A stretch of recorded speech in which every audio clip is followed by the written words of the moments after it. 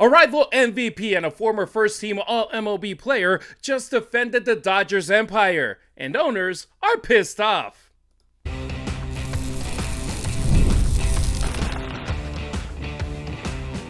You are Locked On Dodgers, your daily Los Angeles Dodgers podcast. Part of the Locked On Podcast Network, your team every day. What's up, everybody? I'm Harper Ruiz. That's Travis Rodgers, and it's time for Locked On Dodgers, part of the Locked On Podcast Network, now the #1 sports podcast network. On today's show, MLB is making a subtle broadcast change that could impact how you watch every single pitch in 2026. A billionaire owner is still trying to figure out why his closer chose the back-to-back champs. But first, two MVPs outside of LA are defending the Dodgers spending model. Travis, what do you think about that? I'm here for it. Look, let's get into all of it. We are getting closer and closer every single day here on Locked On Dodgers. And today's episode is brought to you by FanDuel. Use your profit boost on an NBA future and get entered for your chance to win a trip to the NBA Finals. Play your game with FanDuel, the official sports betting partner of the NBA. You can hear Travis on the air every weekday from 3 to 6 p.m. on 710 ESPN LA as part of the Travis and DeMarco Show. If you're outside SoCal or bouncing around town, just stream it live on the ESPN LA app and you're set. As for me, when I'm not behind the mic calling USC football games in Spanish, this is where I'm at, talking Dodgers with you every single weekday. If you are new to the show, glad you're here. You've officially found your Dodger spot. And to our everydayers, you already know you're the engine that keeps this thing running. Watching on YouTube, hit like, drop your thoughts in the comments, and subscribe so you're locked in for every episode. If you're tuning in on Apple Podcasts, Spotify, or wherever you listen, a 5-star review goes a long way in helping more Dodgers fans find the show. And if you want to be a part of the conversation, hit us up via the Locked On Dodgers listener line at 279-3-LOCKED. That's 279-356-2533. Leave a voicemail or text and let your voice be heard. When MVPs defend the dynasty, there's been a lot of noise about the Dodgers payroll. Owners grumbling, talk of salary caps, fans being pissed off, whispers about competitive balance. But here's what's fascinating. Some of the loudest defenders of the Dodgers aren't coming from Chavez Ravine. Right now, it's coming from Bryce, Harper, and Manny Machado. 2 stars, 2 MVP-level talents, 2 guys who absolutely do not play for the Dodgers. And instead of criticizing LA spending, they're basically saying, why isn't everyone else doing this? His stance was blunt. He absolutely loves it. Let's hear it, and then we'll react to it. I love it. I love it. I mean, honestly, I think every team should be doing it. They figured out a way to do it, and it's great for the game, honestly. So I think every team has the ability to do it. I hope all 30 teams could learn from that. Let's pull that anti-Will Smith. Instead of keeping my team out of your mouth, all right, keep him in your mouth if it's going to be this way, Travis. What do you think about Machado right there? Well, I'm not even a little surprised. I mean, this is pretty obvious what's going on here. Look, these guys are all members of their respective teams, right? The Los Angeles Dodgers, the San Diego Padres, the Kansas City Royals, the Chicago White Sox, the Colorado Rockies, right on down the line, right? That's who they play for, and that's who they're trying to win baseball games for. But right above that, Harry, they are members of the Major League Baseball Players Union. That is operating principle number 1, especially as we get closer and closer to what is almost assuredly going to be a very contentious labor negotiation, which is coming up around the corner. The players are going to line up. They are going to line up together. They are going to line up as a group of one. They, of course, look, if I were working in an industry where one group of people were paying one wage and another group of people were paying a different wage, I would like everybody to get the higher wage. That just goes without saying. So the loyalties to the Padres or the Dodgers or any of these other teams, right out the window when it comes to money. These guys know that this is a perfect example of a rising tide lifting every boat, and they've all got their individual boats in the water, and they want to get in on some of this. And by the way, Manny Machado is right in this. Now, can everybody spend like the Dodgers? No. Can everybody spend like the Mets and the Yankees? No. but can they spend more than they are? Can they invest a higher percentage of their revenues back into their own team? Absolutely, yes, they can. And I think that's where we're getting the conflict. I think that's where we're going to get probably more than likely a labor stoppage. Hopefully we don't miss too much time, but I'm not surprised at all that players want more teams to spend money like the Dodgers do, because that money ends up in their pockets. I mean, the Yankees aren't spending like the Yankees, though, right? Not There's like times that it seems but they're not still like they used to. on the list. But it seems like they're probably thinking, well, we're not going to win it this year. Why do we just go out there and spend crazily and just be on a different level like the Dodgers, like the Mets? That's how I feel it looks like. And look, another thing that you mentioned, yeah, they're part of the Padres and the Phillies, respectively, Machado and Harper. They're part of the MLBPA, but they're also a part of a club that's very exclusive, or well, it's becoming a little bit more open now, but they're part of the 9-figure club. They're guys that are making $100+ million in their current contracts. And of course, they want more guys to have this possibility to join the club. When you see Bo Bichette joining it on a short-term deal, it's like it's not the same thing as it used to be back in the day. I think the first guy I can recall on a short-term deal getting a contract like that, it was with the Dodgers, Trevor Bauer. I remember when he got that deal with the Dodgers, like, whoa, how much did he get? And how many years? It's like, that's impressive. That's great. But now it's like becoming a little bit more of, okay, if you're a star in the big leagues, you're going to get at least $100 million. Yeah, and you can get it in a shorter window now too, right? Before, to get $100 million, you had to sign a deal that would be 6, 7, 8, 10 years long. Now you can get $100 million in a 3-year deal if you're talented enough. And look, I get it. You can get another bite at the apple, right? If you want to go in there and get a 4-year deal, I'm just making round numbers for the $100 million. Well, great. I'm out in 4 years, and if I continue to play really well, I can get another deal for $100 million, or another deal for 150 or 2, or whatever the number may be. So I think we're going to see more and more of this as we get closer and closer to the standoff that is inevitably coming on December 1st, 2026, when this labor collective bargaining agreement expires and they have to negotiate a new one. I would love nothing more, Harry, than for you and I to come on our Locked On Dodgers pod one day and say, out of the blue, the players union and the owners, they came to an agreement. They came to a 10-year deal, and everything's great. They figured out a salary structure, or they just ran it back. Whatever it is, I would love to see it. I just don't think we're going to. And I think you're going to see tons of examples between now and whenever that thing comes where the players, I guarantee it, there has been some sort of understanding among all the players in Major League Baseball. Do not step out of line. Do not give them a crack in our facade that they say, see, even the players agree this isn't right. They are going to sing from the same hymnal. They're going to say the same things. And Machado and Harper are a good example of it. Well, we already heard from Machado. Let's hear from Harper, who echoed that sentiment, but he took it even a step further.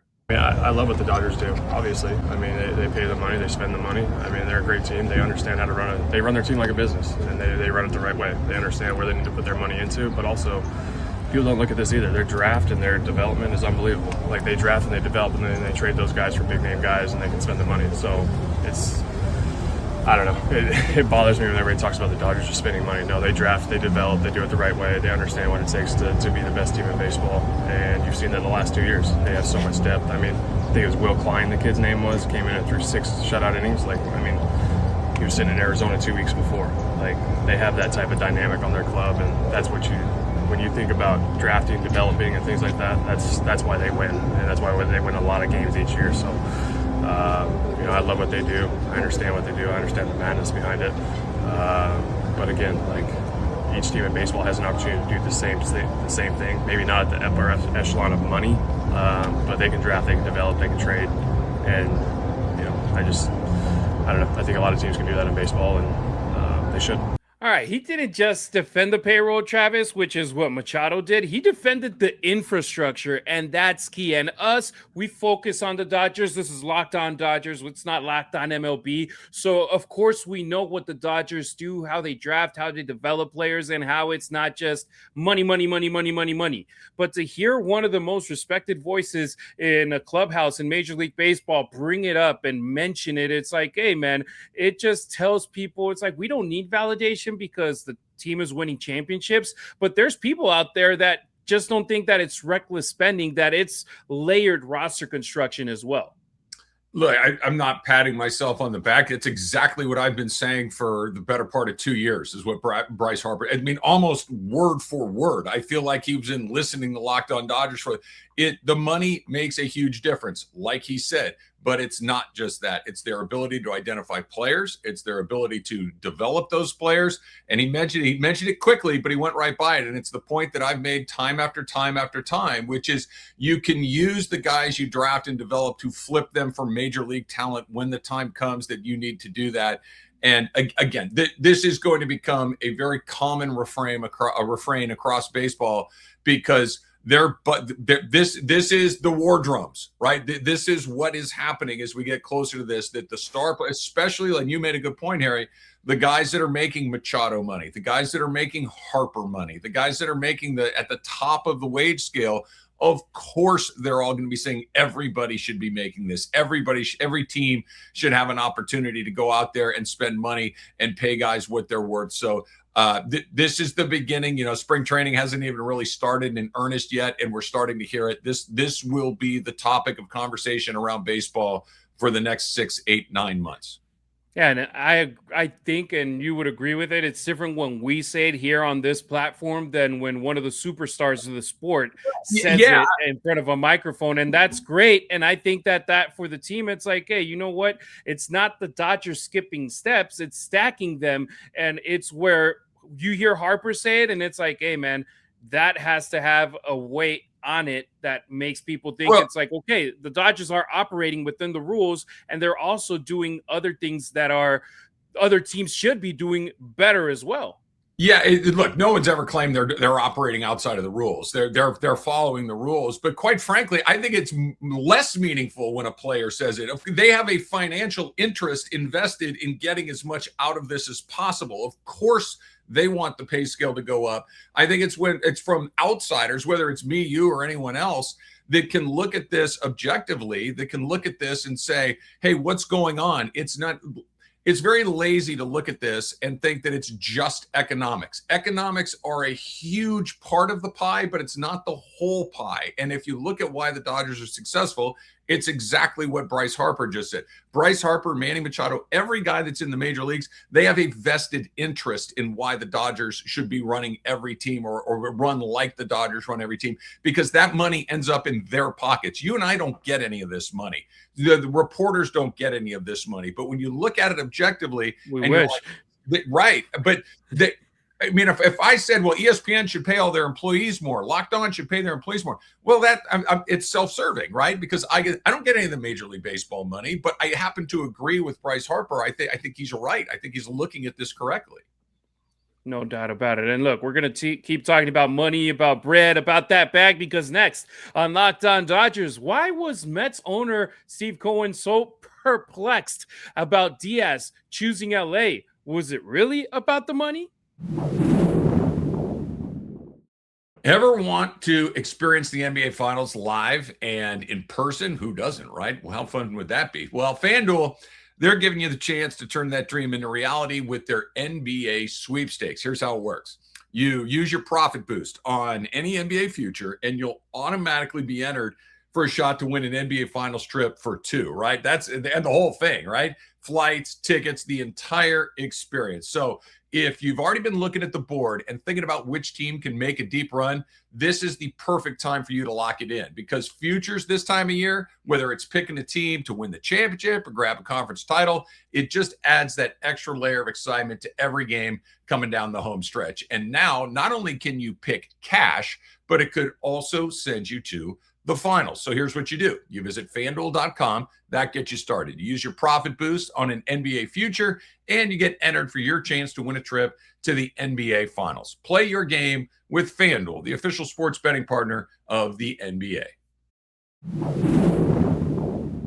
Thank you for making Locked On Dodgers your first listen of the day, and thank you for making Locked On the #1 sports podcast network. You already live your team every day. Now take it up a level and go ad-free. Join the Everydayer Club today and get Locked On Dodgers with no interruptions, members-only Discord access, and more. All for just $5 a month or $50 a year. Go to LockedOnDodgers.supercast.com or check the link in the show notes to learn more. Perplexed? in Queens. So let's talk about the Mets with the Dodgers connection, because when Edwin Diaz signed with LA, it wasn't just fans in New York who were surprised, it was ownership. Steve Cohen admitted he didn't fully understand how Diaz arrived at his decision. Let's hear what he said to Mets radio broadcaster Howie Rose. I did find that one perplexing and not sure exactly how Edwin arrived at that decision. Obviously it's a personal decision on his part. I thought we made a pretty respectable bid, and I could argue our bid might have been better than the Dodgers when you have that fourth conditional year that I don't think people really were talking about in his contract. But he made his decision, and I'll tell you something. I mean, when it was getting pretty hot and heavy, when this was coming down, I felt pretty good about the fact that we had signed Devin Williams, and I described it to David that was pretty clever because it was a really good hedge, and in case there was an unfavorable outcome with Edwin. All right, let's unpack that right there from Cohen. First, the contract. 3 years, $69 million. It's what he signed with the Dodgers. That's serious money, but it's not an ultra-long deal right there, Travis. But here's the bigger picture. This wasn't just about the Dodgers. The Dodgers weren't the only aggressive bidder for Tucker either, and he still signed with the Dodgers. The Mets and Blue Jays were involved, but yet they chose when push came to shove. Elite players like them end up choosing the Dodgers. That's culture, that's recent rings, that's trust in player development. And Diaz, he literally just came from the Mets, another franchise that's spending big money. And he said, okay, similar dollars, or maybe they can offer me an extra year.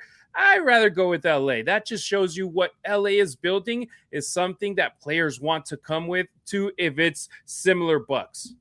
Yeah, I think if I were Steve Cohen, I would really want to dig in on this. I would really want to know, because to his point, maybe economically the Mets deal was better, or at least very, very close, and something that he's familiar with. So why did you decide to leave? Like, I would want to know the answer to that, because look, if it's just the Dodgers are a better team than the Mets, then okay, I guess I could accept that as an explanation. I want to go over there. I think they've got a better chance of winning the World Series than I do here. There isn't a great objection to that because it's true. But if it's something beyond that, if I were Steve Cohen, I would want to know. And I'm just totally making something up here. I'm not suggesting that any of this is true, but the way that they travel, the way that they treat families, the food in the clubhouse, like just random stuff like that. If that's not what he's looking for, if he and his teammates feel like that isn't as good as it could possibly be, these are other things that other teams have an opportunity to seize on. And this is another advantage that I think that the Dodgers have, is that when you talk to people who work for them, when you talk to people that come to this organization, they really don't miss a trick on this stuff. They're just really good at all of it. Yes, they pay a really high wage. Yes, they're very good on the field. They're almost guaranteed to go to the postseason. All of these things are incredible, but it's all of the other stuff, the way they treat families, the way that they travel. Like, it's just all aces across the board. So if I were Cohen, if that's, he can fix that. Like, that's really easy to fix. All that is more money and putting people in the right place to implement your finances. If it's the baseball of it, then you just got to go find more players and try to find a way to catch up to them baseball wise. But if it's the other things, that's where I would want to know and try to fix. And I'll add to your argument right here, Travis. Why do this in public? I would say that's part of the transaction as well. It's like, I don't want dirty laundry being aired in public and you keeping my name in your mouth when I'm no longer a part of your organization. Ask me in private, and I think that players would respect you even more and be like, yo, that's good that he didn't feel that he had to go in front of a microphone or in a Zoom call like he did in this interview and say that in public. Come to me. You have my number. Ask me about this situation, and then maybe I'll relay that info to another player that I know that wants to sign with you and be like, hey, this is good. How many times have you seen the Dodgers, Andrew Friedman, or anybody, front office, ownership, do something like this? I know that they're not losing players anytime recently, but how many times before that did you see something go down like this? No, it's very, very rare for sure. And I cannot even recall an instance of it off the top of my head. But I do think there's just something very human involved here, too. That may not be any more complicated than that. Steve Cohen probably hasn't heard no very often recently, right? Like that when you are somebody as successful as Steve Cohen or Mark Walter or any of these guys that run these multi-billion-dollar corporations and run these baseball teams and have the pocketbook at their disposal, that they're not used to hearing, no, I don't want to go out with you. I want to go out with him instead. It's just, it is a new phenomenon for a lot of these guys. And it may just be as human as that. It's just like, well, what do you mean you don't want to take my money? Everybody wants to take my money. I don't get it. So it could be as simple as that. But I agree with you that if it is those other things like we talked about earlier, I would want to know them privately so I can try to address them. We heard from Cohen. Now, here's what Edwin Diaz had to say this weekend when he heard about Cohen's quotes. It's a market. I was a free agent, so I got the chance to talk with everyone. And I think the Dodgers did a great job to recruiting me. So at the end of the day, I choose to be here. And a lot of respect to the men's organization, players, staff, ownership. They treat me really good. I don't have anything bad to say about them. But the other day I'm here, so this is a new journey for me. I'm happy to be with the Dodgers. So let's see how it goes. Yeah, and that's the deal right there, Travis. If you're being honest, the Dodgers are the safest bet in baseball. They've won back-to-back World Series. They've built depth. They've shown they can absorb injuries, adapt, and still dominate. So from Cohen's perspective, I get the confusion, but at the same time, players, if it's going to be dollar for dollar, if it's something similar, and heck, you're going from New York to LA where you're getting taxed up to what, it's like, well, I might as well go somewhere where I know I'm going to be having fun, where I know I'm going to be surrounded by a lot of talent. The Mets are a good team. The Dodgers are simply just better. Like, they had a down year. They still won their divisions. They still made the playoff. They still won the World Series. The Mets had a down stretch towards the end, and they missed the playoffs. So it's two different monsters. Yeah, and sometimes this stuff isn't as complicated as we want to make it. It could be he just wanted to change the scenery. The money's really good. They're better than Dodgers are better than the Mets. It could be as simple as all of that. This stuff, it's cyclical. It will swing back the other way. It always does. That even the teams that have had the great run, think about the Warriors in the NBA, think about the Kansas City Chiefs in the NFL, like the pendulum swings back eventually. And, guys will be on a team that doesn't win the World Series or doesn't win the division. I don't think it's going to happen, as far as the division goes. I don't think it's going to happen this year, but, guys are making their choices, and it will swing back. Right now, the Dodgers are on the high side of this stuff, and I get why the other teams are frustrated by their inability to keep up, but it'll change. It always does. Yeah, the Dodgers right now, they aren't just a high payroll team. They're a destination, and that right there, that's different. Money gets you in the room. Stability and championships close the deal, Sure. And that's what happened with both Edwin Diaz and Kyle Tucker. All right, coming up on Locked On Dodgers, MLB is changing the on-screen strike zone. Why? How? And could it actually matter in October? Tax season doesn't have to take over your life. This year, TurboTax is making it easier than ever to just hand things off and move on with your day. With TurboTax Full Service, you can have your taxes done for you by a trusted local expert start to finish without the stress or guesswork. It's a huge time saver and gives real peace of mind knowing an expert is handling it.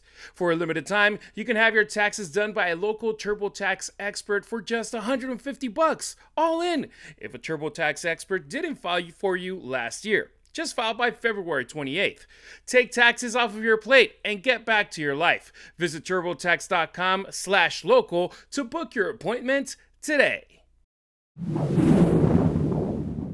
Don't forget to follow Locked On Dodgers not only on YouTube, but on X, Instagram, and TikTok as well. You can find Travis on social media at Travis Rodgers on X and Instagram. Rodgers, just like Dodgers, but replace the D with an R. Meanwhile, I'm at Harry Ruiz on X, at Harry_Ruiz on Instagram, and at Harry Ruiz_ on TikTok. The K-Zone is changing. All right. Let's zoom out to something that's going to affect every single broadcast this year and pretty much every fan that watches baseball on TV instead of being at the stadium for every game. MLB is introducing the automatic ball strike challenge system. ABS is here. We've seen it before last year during spring training. If you watch minor league baseball, if you go to any AAA stadium, you've seen it as well. But with it, the strike zone graphic on your TV is changing. According to a report out of Chicago, MLB broadcast will no longer visually differentiate between balls and strikes inside the on-screen box. No more filled circle versus hollow circle telling you what's right. Every pitch marker will look the same. Why? Caution. Travis, it's obvious that they want to protect their umpires, that umpires aren't happy with the ABS system, even though teams will have the right to get the right calls right and the wrong calls correct as well. But you don't want to just pile on these guys more and more. Well, are we sure we don't? I don't know if I feel the same way as you do. I'm okay. Umpires, look, you're barking up the wrong tree here, Harry. Umpires, generally speaking, are egomaniac lunatics that need to be put in their place, that need to understand that no one in the history of the sport has ever bought a ticket or turned on their television to watch these guys call a game. And the more we get away from the guys that have their strike zone, that are there to put on a show, to confront players, the better we're going to be. This is a problem that is easily solved with technology. Right? This is something that will work. We will see it. If they want to color in the dot or not color in the dot, I don't really care. I think we're going to see more and more correct calls. And look, they do a really good job. Like when you have 300 pitches in a baseball game and you miss 2 or 3, that's pretty darn good job. Now, when you miss 15 or 20, that's a problem. That's when it needs to get corrected. So I'm really excited for ABS. I like how they have it set up. I'm sure maybe it's going to need a little tweak here and there, but you got to do it quickly. There's only 3 people on the field that are allowed to do it: the pitcher, the catcher, and the hitter. I like all of these things. There's only a handful of times you can do it unless you get it right, and you can keep rolling through it. So I'm here for the ABS stuff. If they want to try to protect their umpires a little bit, fine, whatever, because they're still going to either get it right or get it wrong, and we're going to get to fix it along the way. And this has been a long, they're always going to be umpires. Like I've never understood this idea that, well, they're going to lose. No, they're not, because you still need somebody to call it in the moment. You still, and never mind balls and strikes, but you need to call whether or not a guy got hit by a pitch, a catcher's, like there's all sorts of little things that you need a human being there. You need to call it in real time so the game can play. You can't have the computer do anything. So they're going to still have jobs. It's just going to be, they're not going to be the center of attention the way that I think many of them like to be. And I, in the interest of full disclosure, I am not an umpire guy. They drive me crazy. I think that the way that they constantly preen around out there is ridiculous. Dude, you are an official to just administer the game. We should never, ever know your name, see you, or any of that stuff. So the quicker we can get them in their lane of just calling balls and strikes, fair and foul, safe or out, the better. The best umpires you know are the ones that you actually don't know their names. You don't know absolutely their faces, nothing. It's just the guys that are calling, and girls that are calling balls and strikes correctly, that get outs at base correctly, that you're not just like the broadcast zooming in on them. Ooh, that's an interesting call he just did right there. And also the league doesn't want teams using the broadcast feed to gain any edge when deciding whether to challenge a call or not, because now challenges happen immediately. And we know the signs. The players that have to tap their helmets, the system triggers, the ABS animation plays on screen, and we find out if it's a strike or if it's a ball. I remember last year when Max Muncy, he had gotten a ball called, and then the opposing team immediately hit their helmet in the first inning. It's like, all right, let's go and see what happened. And it was actually a strike. It's like, okay, instead of 1-1, you're an 0-2. And as a pitcher, Travis, what a huge difference it is being on a 1-1 call instead of a 2-2. So the strike zone won't appear on in-stadium video boards either. That's something that's interesting. Not on jumbotrons, not on concourse monitors, and they're limiting where that visual exists. It's something where we've for example, those of us who watch most games on TV that we don't live in the city that the team is at, or that can't go to every single game if we're in LA, it's like you get used to it instead of when you're in the stadium. It depends where, if you're exactly behind home plate, if you're at the reserve level, by the first base side, you see the height, you might see where it's at, but you're not 100% certain. Of course, you're going to want every single call in your favorite, but if you're on TV, it's a minor change, but there's times that even the smallest change makes you be like, huh? Why? Yeah, I'm all here for ABS. It's been a long time coming. It's going to be good. I'm optimistic, and I know you could probably make the argument in the other way too, but I'm hopeful it brings more offense to the game. That we need more runs. We need more guys on base. We need plays at bags. That's what makes baseball the most fun to me. So if pitchers have to come into the zone a little bit more frequently, because that ball that's off the plate by an inch or two is no longer going to be called a strike, and they got to come into the zone, and that ends up with more hits, that ends up with more runs, I'm here for it. I think that the pitching is so good in the major leagues, and these guys have been able to throw as hard as they can with the pitch shape that they've been able to do, that it's virtually impossible to get a hit. And if they're missing balls out of the strike zone and calling them strikes, then forget about it. So I'm here for all of this ABS stuff. I'm really excited to see it. Yeah, and the league's message is clear. The technology shouldn't become the show. And for Dodgers fans, here's the key question. How does this impact October? Because if you've got a veteran staff, if you got disciplined hitters that the Dodgers do, if you got catchers who frame well and pitchers who live on the edges, does this help you or does it level the playing field? Because it's subtle, but in a one-run playoff game, subtle matters a lot. Well, there is no more pitch framing. It either is or it isn't a strike. There's no more stealing strikes. There's no more, he gets his pitcher an extra strike or two a game because he's really good at framing. That is definitely a skill, but not when the computer's calling balls and strikes. It either is in the strike zone or it isn't. And I think that's an advantage for the guys that are better players, better hitters, better pitchers, better everything. And I think we're going to get better baseball because of it. Here's the deal, though, Travis. It's like the NFL. If you have 2 unsuccessful challenges, you ain't got no more left. So you still, if you got a good catcher that frames pitches, that helps you out also. Well, yeah, I 100% of the time. Yeah, you're right. You're right about that. But I do think that once we've kicked that door open, that we're going to let more and more things through it. And eventually we're going to get to the point where all these things are called automatically by the computer, and the guy's just back there for other reasons. He's not going to call any of them. So once they've let the cat out of the bag, it is coming. We're going to start slowly, but I don't think it's too long before we're going to see balls and strikes at least be called entirely by the computer. Hey, if we have a robot back there, an umpire robot that turns all green when it's a strike and all red when it's a ball, it's like, hey, there you go. There's an idea for Major League Baseball if you want to go 100% accuracy in that aspect. All right, that'll do it for today's pod. Thank you for making Locked On Dodgers your first listen of the day, and thank you for making Locked On the #1 sports podcast network. We're back tomorrow. We're going to talk Shohei Ohtani because for the first time in a long time, this offseason, he's at 100%, Travis. No limitations at all. We know that he has the WBC, but how encouraging should it be that he doesn't have any restrictions, either pitching or batting? Sky's the limit. Can't wait. It's been a few years since we've seen him completely no guardrails. Just go out there and do what you can do. I can't wait to see what he does. If you never miss an episode, the Everydayer Club is built for you. Get Locked On Dodgers ad-free, plus members-only Discord access and more. Head to LockedOnDodgers.supercast.com to join the club.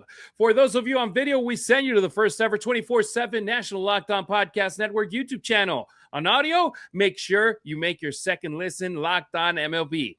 We appreciate you riding with us. Until next time, keep it real. Keep it Dodger Blue.